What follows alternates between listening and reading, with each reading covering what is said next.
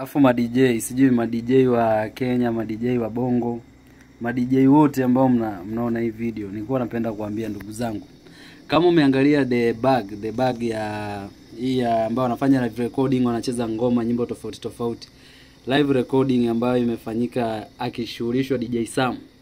Hivyo ndo tunataka mziki uwe club. Hamna CMC, hamna sijui tuendelee ama tusiendelee. Bro, ningekuwa sitaki kuendelea ningeenda nyumbani.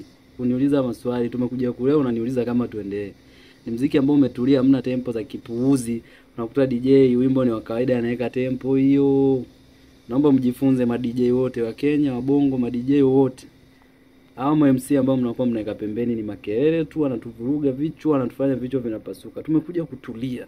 Bro, we need peace. So mambo na sijui tuendelee ama tusiendelee. Tuendelee aje? Wewe fanya kitu imekuleta bana.